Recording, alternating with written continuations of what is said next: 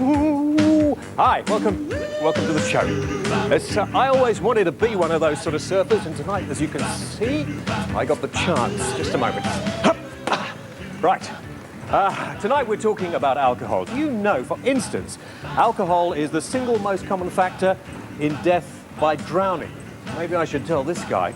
Well, tonight we're talking about whether or not we abuse alcohol. Pubs are made sort of exciting for us to go in, and things like this are going to be the future for pubs.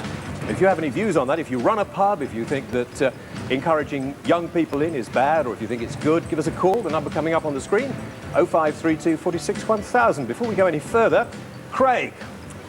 G'day, Craig, mate. how are you? Not too bad. Craig is an Aussie, and Craig... I'm an Aussie. Craig is worried about me. He's heard all sorts of bad things about me, and he thinks I'm going to sort of give him a hard time. He's going to... Wait a minute, you're not going to talk about the rugby? No, I thought we would forget about the rugby because Hate the game. I hate it too. Stupid game. It's just a bunch of over-muscled guys with nothing better to do. Yeah, with funny-shaped balls. That's Funny-shaped balls? Yeah, that's what the game is. Well, I've heard they're no good at it anyway. Throw the ball backwards. Yeah, I was thinking of the other. But anyway, it doesn't matter. Crazy. Doesn't matter. Now, what is this? It's the US Surf Simulator. It's all the way... The idea is from California, okay? And we met up, a few of us met up in California and brought the idea over here, built the thing and toured the club. Now, you're a real surfer. Yeah, I'm the 1990 Australian champion. An Australian Plug. surf bum. Yeah. Okay. You've done this on a reel board. Yeah. And now this is going to go into clubs, discos and stuff like that. We're currently doing about 4 or 5 nights a week, round about there. Anybody wants to get the thing, get on the phone here and somebody will talk to you. Or you can ring Big Bang Management on... That's a commercial. 0253 51014. Fantastic, yeah. That's what I like about you guys from the colonies. We don't care. You don't care, because, I mean, basically you're all crooks anyway. Aren't you? Well, we all sent you over there, didn't we? I mean, it was a prison colony. You went over there. Yeah. We all wear jackets like this too. Do you like this? I got this off an Australian television presenter. I thought I looked pretty Aussie. Anyway, listen, Craig, you're going to be riding the board a little later on. I certainly am, yeah. Okay, and you're... it's not dangerous, is it? Not at all, no. Okay, fantastic. We've only lost 3 people so far. You've only lost how many? 3 so far. Lost 3 people. Right. We're going to talk to you later. My next guest doesn't really need an introduction, but we will, so have a look at this.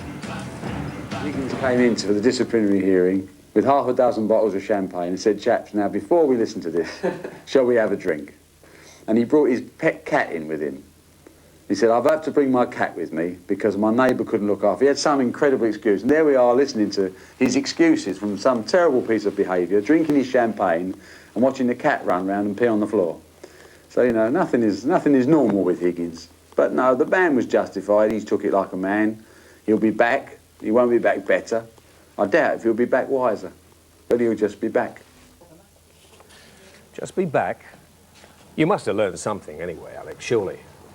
Yeah, don't put nothing in writing. Alex, everybody says you're I've never met you before. Everybody says you're a lovable rogue and that nobody can actually fall out with you and you do almost anything for anybody. But it seems just looking down your disciplinary record here, you've lost quite a lot of money, haven't you, over the years? But I don't know there were donations or what have you, but if you go through the list, I mean, like, the first 10 or 11 years were sort of way, like, accident-free. It's just that when it became more money in snooker, if you just look at the fines, they... Well, I was looking at this. This is rather a good one here, that you got fined in 1987 £12,000 and suspended from 5 tournaments for headbutting... I don't know why I'm laughing, I shouldn't be laughing. For headbutting the Tenants UK Open director. I mean, that wasn't very friendly, was it? Well, again, the circumstances have to be taken in. No. Makeup, just for the makeup. Who was it? That was Paul Hatherall. I mean, when you showed the clip out of I Know Angel, out of the video, I Know Angel, the video, which we'll give a few away later on. Who was it? You picked Barry Hearn, and Barry had a few words to say there, and there were a lot of innuendo, a lot of tongue-in-cheek, but equally couldn't have a surprise clip out of the video, because Paul Hatherall, the guy, you know, the offence, me attacking this guy. There's a great picture of his nicotine-stained teeth. Did you take offence to his nicotine-stained teeth? I would. I mean, I think anybody who has nicotine-stained teeth needs a headbutting, really. Well, I mean, like, he's a more regular guy than me, so why should he have nicotine-stained teeth in the first place? Yes. How can you argue with that sort of... I mean, you can't argue with that sort of thing. No. Do you get really pissed off with people, or do you get sort of trapped into putting it on because the crowd expect you to do something silly? Yeah, I think really, with a lot of hindsight, it is a bit of a trap because we play snooker now, and the game's been very much abbreviated. You know, 9 frames. There was all the business with Langer and the Ryder Cup. You know, that put, and with them players never had to handle so much pressure all the time. You know, like it's sudden death, and we play snooker now sudden death for sponsors and TV cameras. I mean, we couldn't survive without sponsors, and equally we couldn't survive with the sponsors wouldn't want to know if we didn't have the television to actually sell their product. And so you see yourself as a sort of an aid to promote things that people will pay for. Yeah, and as I say, it's quite nerve-wracking playing 9 frames because people said when you turned up doing a program this late at night, and this is live. I should, unlike some other programs you've been on lately, this is live. That you'd be incoherent at this time of night. You'd have been drinking non-stop and probably on your back, but you're fine. You're better than you were on Wogan, as far as I can see. Well, I'd done 2 shoots that day. I was a little bit tired after working in Manchester and then doing the TV studios in London. And what's more, all this moving about, and luckily I've had my dear friend Doug, my agent, who's been ferrying me from Birmingham. I travelled from Birmingham to get here. People say that you were into drugs and all sorts. Are you into drugs now or not? No, I mean, like... apart from alcohol, which of course is probably the worst drug. Well, yeah, well, I suppose sugar's the worst drug. Yeah, or caffeine, yeah.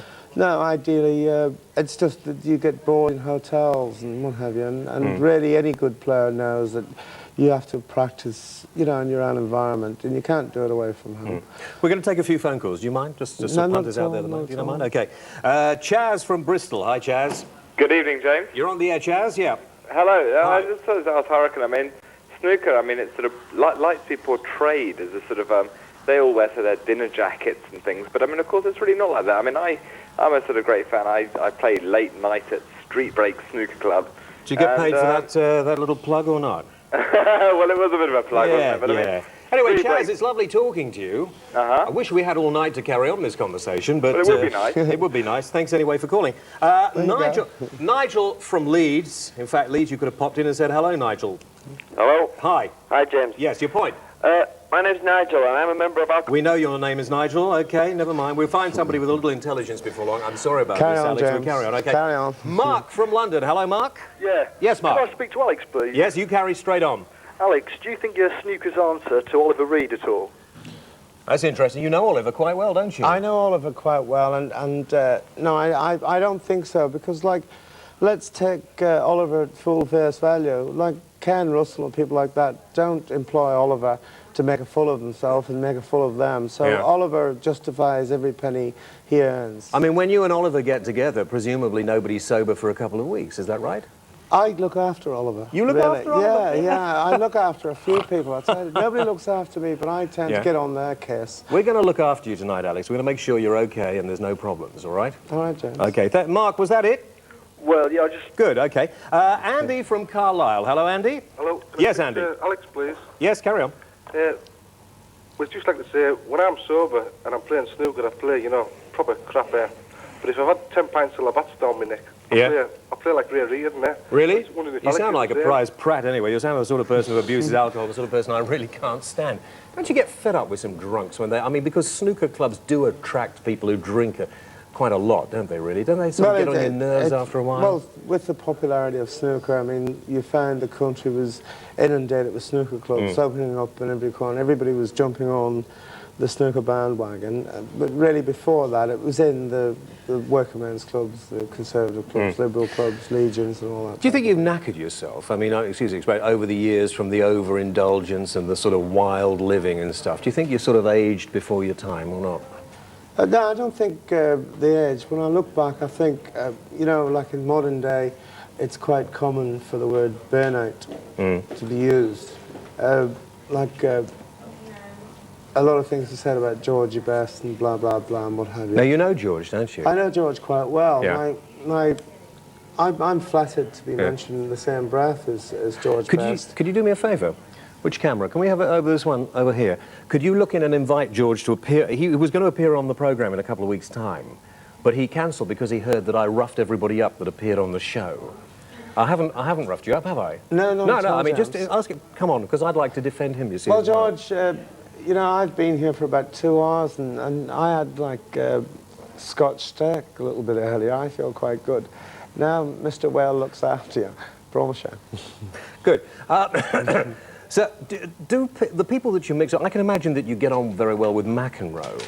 I've never met John McEnroe. In fact, I had an opportunity once to meet Bjorn Borg. And it was I wouldn't beat him. He seems wet as anything. It was during the perfume business with Oliver when he got me to drink Josephine's perfume. I didn't know. I just got conned. Anyway, I was quite ill, and I had a book signing to do in London. In fact, and a few radios to do all the mundane. And that night, that evening, I was supposed to go to Bjorn Borg's when he had the clothes, when he got into... when he sponsored them. Do you sponsor these? Well, this is a firm that I work with called G.O. Goy Manchester firm. Because I am available if they need someone else to sort of wear some of your... Yeah, we'd love you to come in and sample the gown. Well, I'd like to. Can we just talk to Paul from Leeds? Hello, Paul. Good evening, John. Yes, Paul. Yeah, I'd like to ask Alex what he thinks his snooker career is going. Okay, in light of the bands that he's had. All right, do you think you've finished snooker now or not? Or do you think you will go back and you'll become world champion again? Well, I mean, it's a lovely thing to think about. I know, like, somewhere that there's something going to happen. I can't tell you the time and place, but I mean, like, I do feel there's other wins in me. Okay, we're going to talk more a little later on. If you want to call us, 46 1000, Leeds number 0532 46 1000. But now some music, an exclusive. You're going to love this, Alex. You're going to really like this. Manic Street Preachers and Love's Sweet Exile.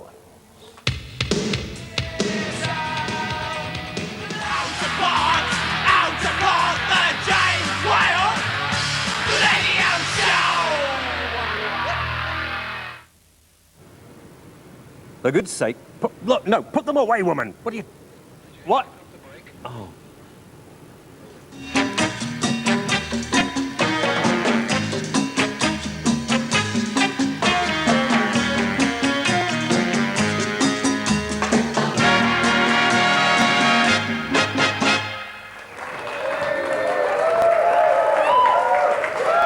Okay, fans, hold on. Right, welcome back. Live from Leeds tonight, Britain's only live late-night TV show with the Mail. Thank you very much indeed for the letters. Mrs. P. Goosefondle of Watford wrote, she says, I was very upset to notice that you and your fly-spotting chum did not wash your hands after messing around with that dustbin. Didn't your mother ever tell you that? No, I don't think she did, actually.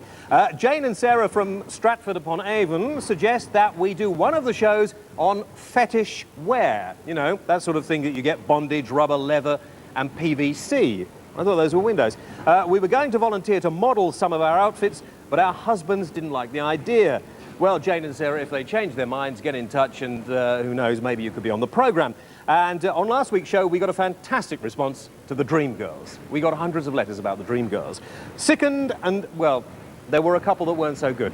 Sickened and disgusted of Hove, who quite often wrote in again, and some burblings from somebody called Gary Bushell, who apparently is a TV critic, who said, and I quote, Whale wheeled out the sort of sleazy dance troupe you normally only see in Tilbury Docks pubs before the fights start.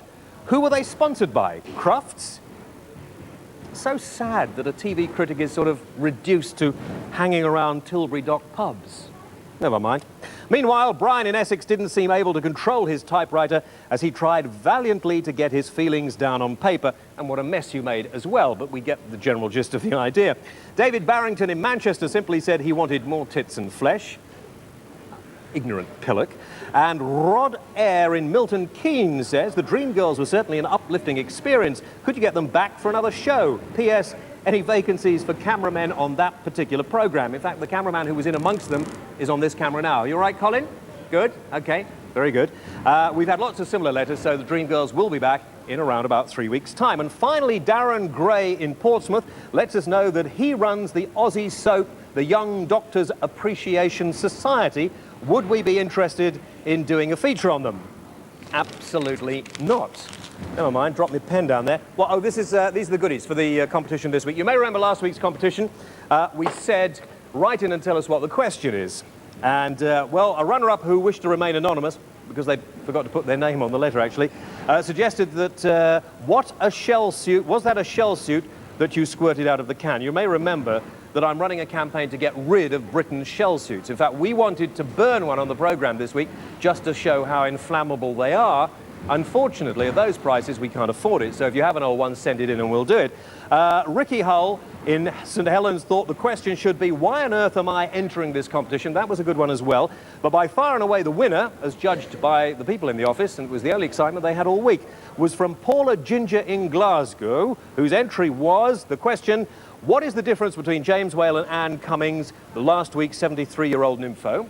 And she put the answer as well, but she needn't have bothered. Anne has a higher sperm count.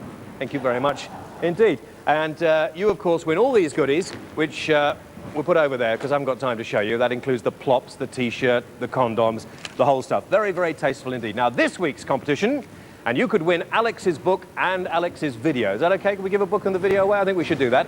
All you have to do is write in and tell me what Alex Higgins' nickname is, right? It's a difficult one, I know, and one that you'll probably take quite a lot of thinking about, but think of strong wind, and I think you're nearly going to be there. What is Alex Higgins' nickname? And the address to send that and your letters, there we are, Wales Mail, Yorkshire Television, Leeds, LS3 1JS.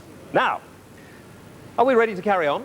A little video for you now from a new American band. The band, in fact, is called Live. They're not playing live in the studio. This is their new video. It's out in a couple of weeks' time. It's great, and it's called Operation Spirit.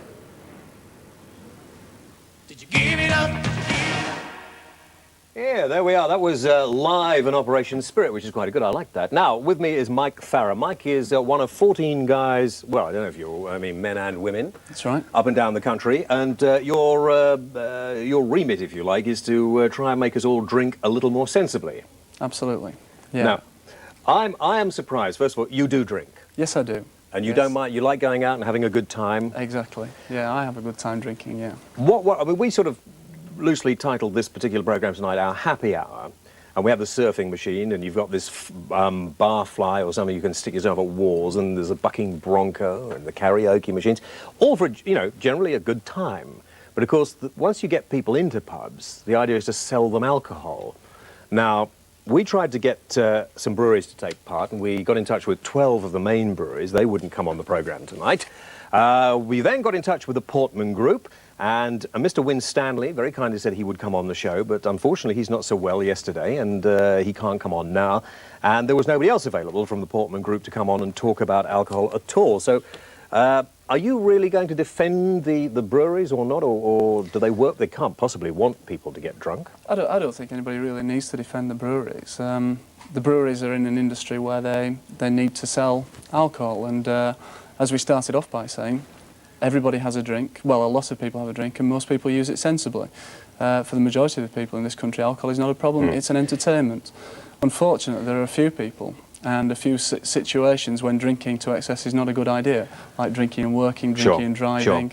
But it seems particularly the younger people who go to pubs, you see adverts like 10 pence a pint and stuff like that. I mean, that's on a par with the sort of enticing youngsters to start getting in with drugs and things, sell it to them cheaply, and then they're hooked. I mean, that surely must be bad business. I think that's irresponsible.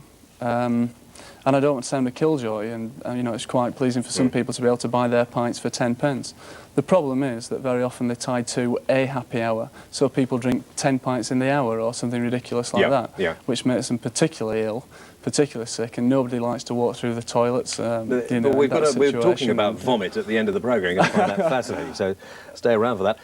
Alcohol significantly involved in road crashes, falls, fires, assaults, aquatic incidents and light plane crashes. I find that very difficult to believe that light plane crashes are actually often caused by alcohol abuse. Well, I mean, I think it's the case of someone going up in a plane.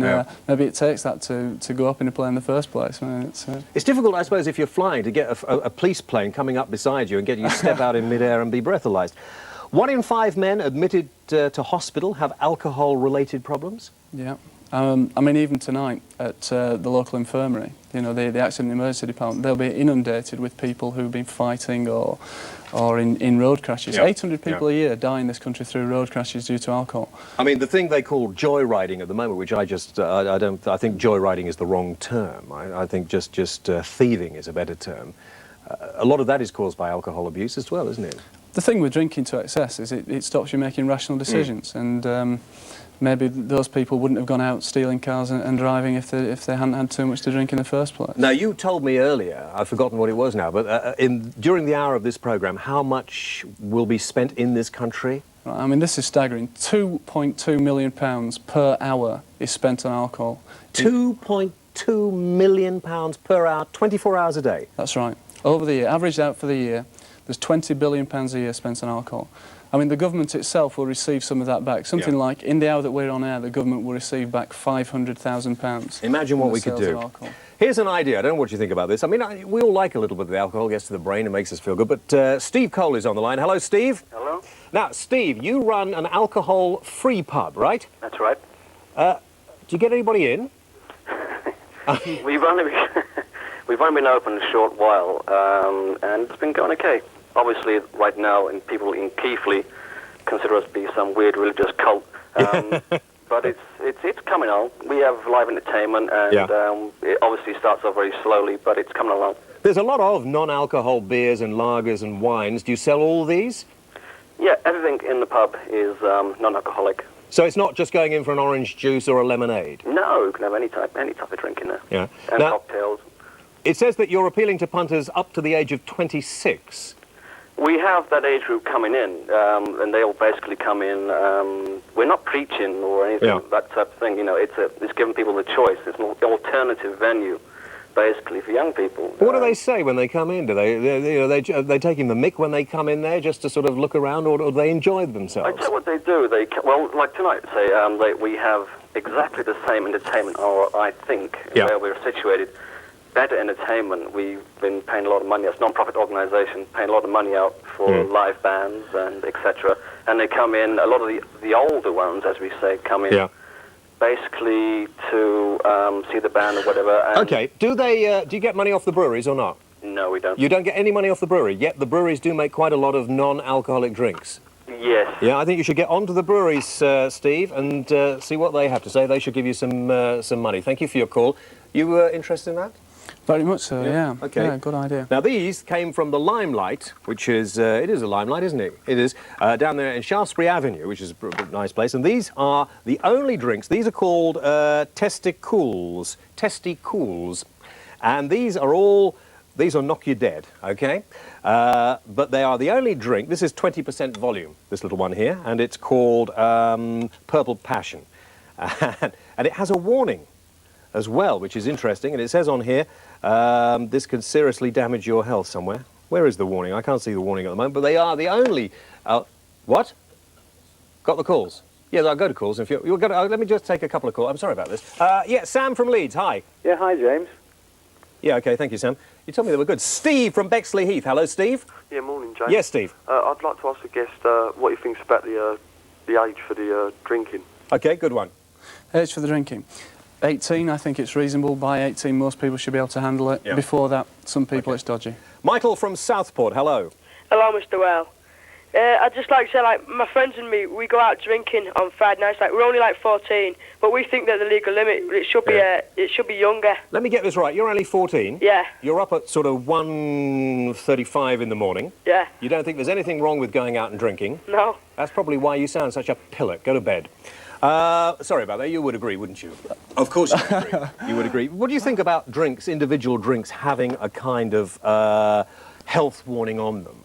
I think for some it'd be a good idea. We were talking earlier, Carlsberg Special, not to mention the brands there. You can't buy it in Denmark. Carlsberg Special you can't buy in Denmark? You can't buy in Denmark because they have a law which says the maximum amount of alcoholic content per drink would be something like 5%. It's too strong for them to drink in Denmark. We're talking about 20% for those. I mean, this is 20. This one here is 24%, and that little file. Presumably, you're going to be all over the place after you have that file. Yeah.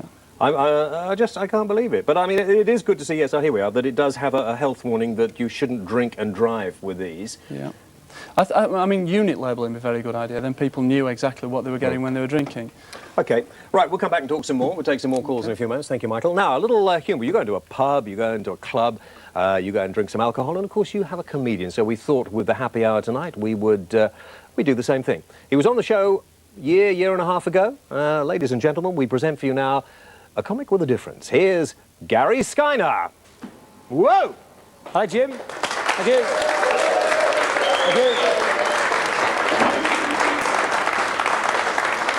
Could you clap a bit quicker? We want to do the bingo. Now, good evening, ladies and gentlemen. I shouldn't really be here tonight. It's been a very bad week this week. I've just lost a wife. What a game of cards that was. Now, but seriously, honestly, I've had a really bad week this week. Came home Monday night, there's the wife, all the suitcases in the hall. I said, where are you going? She said, I'm leaving you. I said, you're leaving me? After 4 years of marriage, you're leaving me? Who are you leaving me for? She said, I'm leaving you for the Liverpool bin man. She's still there today, he hasn't picked her up. Now, since the last time I appeared on the James Whale show, though, I became a father. What do you think about that? Thank you. The only thing is, it's the only baby in Liverpool with longer arms than its dad.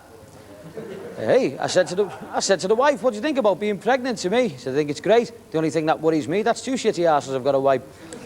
Now, I'm in a good mood this week. I've just come back from Saudi Arabia. I've been having arms talks, never got any. Now, if I tell the truth, I used to be an Arab shoplifter and I got caught twice. Starts off with a couple of quick ones for you. What's the difference between your wife and a terrorist? You can negotiate with a terrorist. What's the difference between your wife and a turd? You don't have to cuddle a turd after you've laid it. What's the difference between putting your hand inside Kylie Minogue's bra and sitting in a larder? You feel a proper tit sitting in a larder. What do you get if you cross a Jehovah's Witness with a Millwall fan? Someone who knocks on your door on a Sunday morning and tells you to piss off. But ladies and gentlemen, actually, you've caught me on a very, very good week this week. I've just got a part on the telly doing an advert for Kit Kat. I think they only give me because I got 4 fingers, but no, but seriously though, talking about these adverts on the television, think about that one for Head and Shoulders. There's the fella in the picture house with his girlfriend and he puts his arm round her. She was only thin.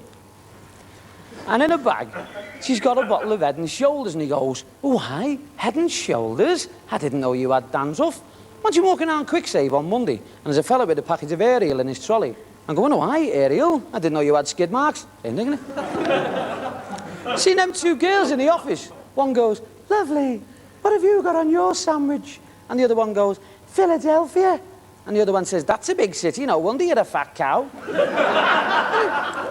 I mean, isn't there some rubbish on that television? Like, every year after Crufts, that stupid bitch comes on the telly, doesn't she?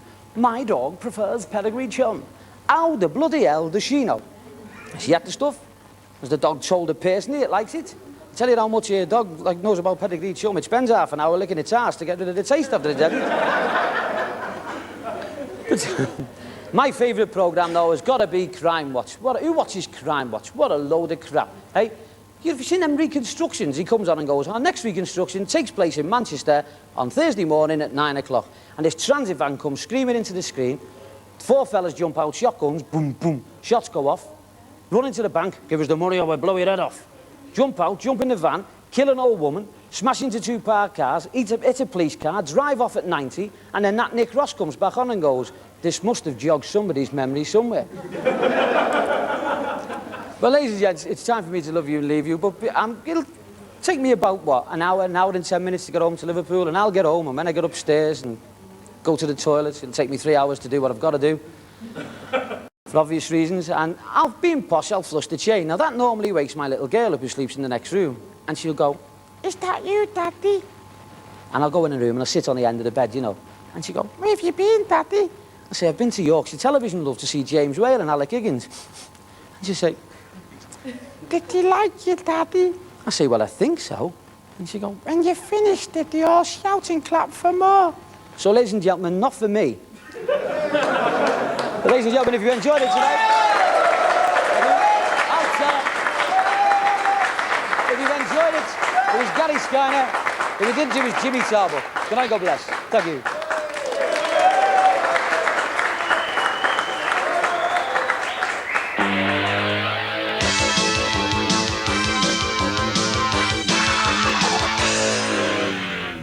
Right, now, we're back. Final part of the programme. Got my guests here.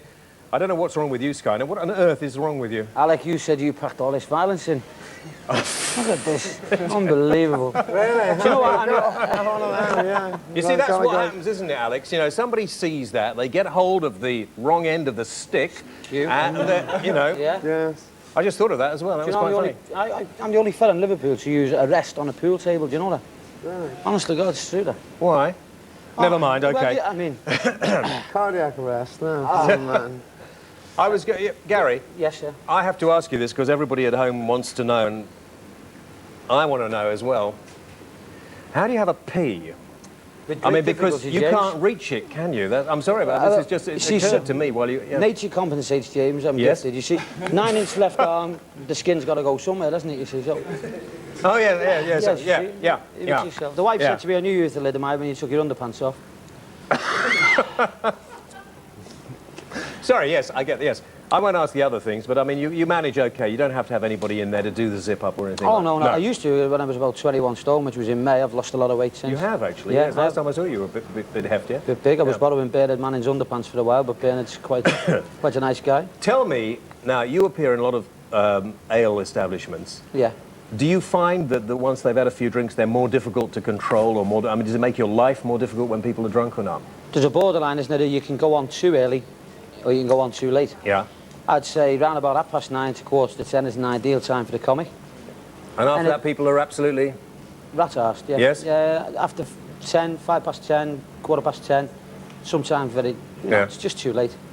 OK, we're going to go back to take some more calls. You're right there, OK? I'm good as gold. I'm taking it all in. No. Is there anything you want to ask him before? I like my guests to have a crack of doing the interview. Alec, you telling me before you launched that ship tonight, before you come here? Oh, the champagne trip. Yeah, you did. He's launched his ship. I was just thinking, these waistcoats, evidently... well, actually, Alec, we've got a little present for you and for James.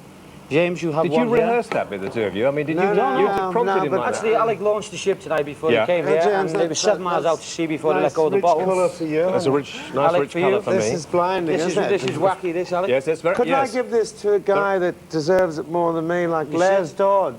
You know, Slimmer of the Year snooker player. I'm sure he's lost... Could he fit into that? Well, he was Slimmer of the Year, went from 17 stone to 13 now, but he's back to normal now. I mean, you've never known as being large, have you? No, I mean, look at the size of that. I'm always in training. Yeah. Did you get... So who made that, Gary? I mean, it's a little on the big side. A friend of mine's sister. Well, you know, Alec, if Alec was to die, you see, you'd get buried in a snooker queue older, by the look of it, Alec, you're very thin. Yeah, well, that's quite snooker queue holder. That isn't funny. That's nasty, in fact. No. Yeah. Mike, if you feel like chipping in, please do. I know, you know, I can't compete with this. Serious comment. Let's take some calls. Peter from Hartford. Hello, Peter. Hello, James. I'd like to ask you if you deliberately choose topics for your programme which offend public decency just to try and up the ratings. No, I don't think I need to do that to up the ratings. Are you offended by anything on this show so far? Well, yes. Why don't you wear a wig? Why don't I? Wear a wig. You mean you find people with a little hair offensive? Yeah, I do. Look, I've got worse you can me, man. I'm a snooker player. Does it really offend you seeing a bald head? It shines in my eyes. Yeah? OK, right. Get a hold of that. Right. OK, go on. Look at that. There we are. Good. Fantastic. You'd still be ugly. Let's talk to Kath from Exeter. Hello, Kath. Hello, James. Hello, Kath. How are you? All right? Well, I am now. What's wrong? Well, Tell Uncle James all about your problems. Oh, funnily enough, a couple of weeks' time, we're doing a programme on therapy. We have a sex therapist here, and if you have any sexual problems at all, anything at all, get in touch with us as soon as you can, and we will we'll try and help you out. No problems with that. No, what it is, I started drinking when I was about 13 years old, which I know is a bit young. But after drinking for 7 years, I'm now 20, and I'm going through tests because it's hard for me now to have children. OK, let me get this right, Kat. So, seriously, we're talking here that you started drinking an awful lot when you were 13 years old. Yeah. And now you're 20, and you've been sort of... Well, I've done a lot of damage to my kidneys. I mean, it's not widely known, Mike, is it, the amount of damage that you can do if you start drinking? Presumably, if you start drinking at a younger age, it's going to be even worse. I mean, the difficulties for people are when the longer they drink, the more difficulty the liver has of dealing with the alcohol that you drink. And so if you start drinking and you drink heavily for 20, 30 years, eventually the liver just gets fed up and can pack in, you know. basically the trouble if you drink excessively for a long period of time. I mean, really, what you're saying, Kath, is you're a warning to other people who think it's clever to go out and drink and get pissed every night. Well, yeah, I mean, I used to drink a bottle of gin a day plus a case of lager. I mean, I was a bit mad with it. A case of lager? Pay for it. Yeah, 24 cans. Thanks for sharing it with us, Kath. That's okay. Thanks very much. Bye. Bye. Guy, you didn't start at 13, did you? Did you feel that alcohol sort of slowed you down a bit? Sometimes people say you're on TV, you slur a little bit and everything. I mean, was that that's just Alex, is it? Well, I'm just always in a rush and what have you, but I probably didn't start drinking like in any heavy way until maybe I was about 24, 25. A lot of people start drinking because of pressure. I mean, the business that you're in is a hell of a lot of pressure. And, I mean, it's like company directors are 200 times more likely to die from alcohol-related diseases than other people. A lot of pressure, you know. You could also become an Evertonian if you drink too much. Really? It's been known. Yes. Man United, Evertonians drink too much? Man United. Oh, don't start talking about football, for goodness sake. It's bad enough, the rugby. Can I just get a plug in, James? What? Emily FC, we've been playing tonight. We won at Fleetwood. I came all the way from Fleetwood tonight. Emily what? FC. Yes. What's Emily FC? Well, it's a non-league side. Oh, it's football, is it? Good non-league side. I thought you were calling Emily a rude name for a few moments. Right, shall we go and talk to Guy Campbell, who's on the line there? Guy. Hello, James. Hello, Guy. Now, listen, thanks for joining us, Guy. Guy has written a book. I cannot really think of any worse book to read. Daisy, you're going to take the... OK. This is The Sick Book. And just talk us through it, Guy, because it really is quite disgusting. This is what happens at the end of a night and overuse of alcohol, of course. Well, that's it. I mean, if you talk about drinking, I mean, it is really £20 billion a year spent on alcohol, you know. We think you ought to get your money's worth, yeah? Yeah. I mean, I got charged that for a pint of Lowenbrow yesterday. You did? Yeah, 20 right. billion. You see, look at this. I can't. Can you see this one here? No, hang on. That I can't. Hang on, just a minute. It's a bit. Vomit viz, really. Yes, it's sort of. Good talk about this is quite good. This could become a new Olympic sport. Look at this. Projectile vomiting. I mean, people are stupid enough to go out and buy this, of course, aren't they, Guy? I certainly hope so, yeah. we think like beer's not just a drink, it's like a liquid frisbee, you know? I mean, beer should be like a sport. You should really get your money's worth out of it, yeah? Do you drink until you throw up, Guy?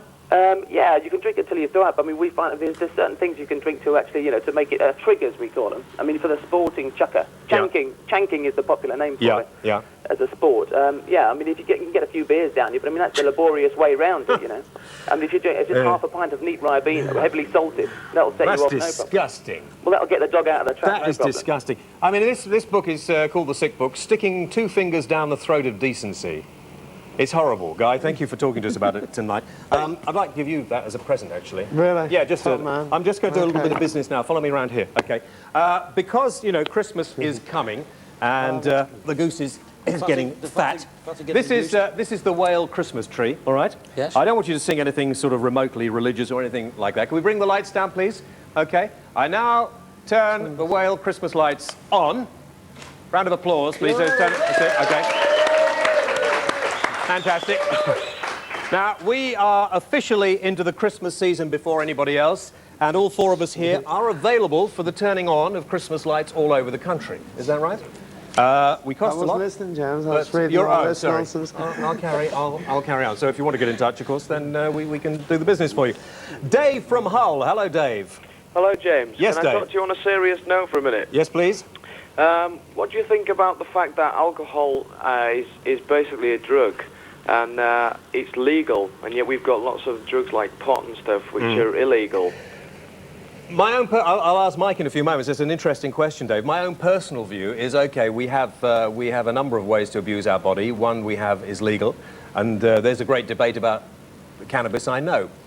But don't we have enough to put up with having one legally available? We can't even get the use of that right if you look at the way people abuse it. So what's the point of having more? I don't know what you think, Mike. I think the thing, if you were looking at all the drugs today, you probably would make alcohol an illegal substance because it is more dangerous in as much as where people smoke things like cannabis, they tend to be very passive. But you couldn't have a good time then, because you like to get into the alcohol, don't you? Yeah, I mean, I like the drink. I'm just going to go over here one moment. Carry on talking amongst yourselves. Thank you very much indeed. Next week's show. What have we got next week's show? I've actually forgotten what we have on next week's show, but it'll be great. We've got all sorts of live music. Palomine, Peter Straker. We're talking about the poverty trap as well, how you get sort of trapped with not enough money. Oh, hi, you're there? So have a nice weekend. Join us again next Friday night, 1 o'clock. Don't miss it. We've got Straker singing. What else have we got on the show? We've got all sorts of good things on the show. You can't...